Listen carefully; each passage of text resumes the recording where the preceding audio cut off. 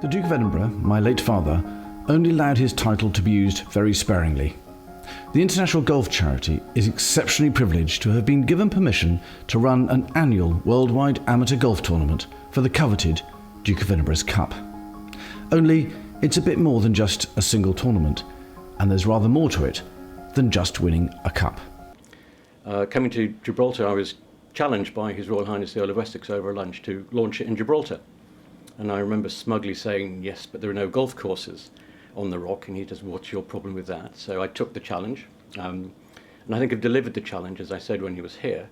But it's not me that does the delivery. It's the sponsors, it's the players, and the fund recipients. It's important to remember where the money goes. And I believe in including the sponsors in where they'd like the money to go. But the focus of the Duke of Edinburgh Cup is a golf charity that raises money for Gibraltar charities, with a focus on children and youth. Nick Pyle is committed to keeping the tournament going on the rock. He spoke to us earlier this month when enough support had been garnered to ensure a Gibraltar entry for 2023. The Cup itself is growing, and I think it is worth pointing out that if it wasn't for Gibraltar, it would have struggled. Gibraltar, without doubt, helped the Cup continue through the difficult COVID years.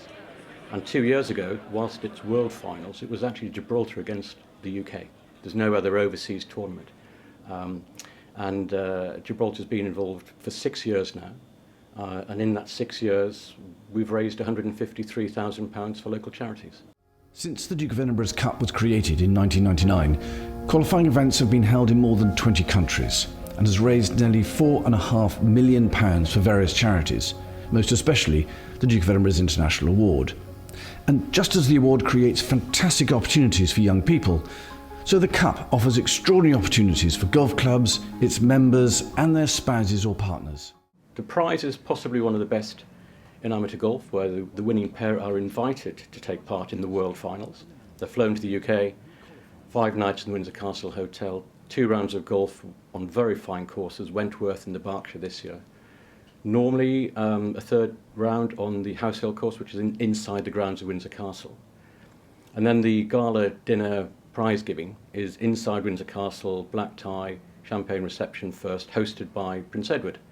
I think what strikes me as well is that being involved in this for a while is on the first evening, people are slightly staid and they're not quite sure what's happening. By the end of the week, there's sort of matches arranged and there's WhatsApp groups exchange and there's lots of partying going on, and the atmosphere is just quite special. And that endures, and I think it helps drive it forward. And most importantly, you're teeing off for charity. It's a business model, really, where I go out to sponsors, explain what it's about. I identified charities that I wanted to support in a more generous way, what I call flagship charities. And my initial push on that was St Martin's School and the Nautilus Project. We've also helped Clubhouse and Childline and Cancer Research, Pathway to Pain, and quite a few others. And through Rotary, we also help those in the community that may be struggling.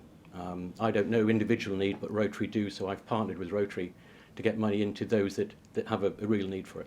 The Cup will next be supporting the Suppability Project as its flagship charity.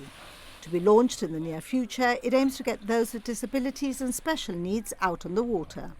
The project was given a big push by the Countess of Wessex during her royal visit.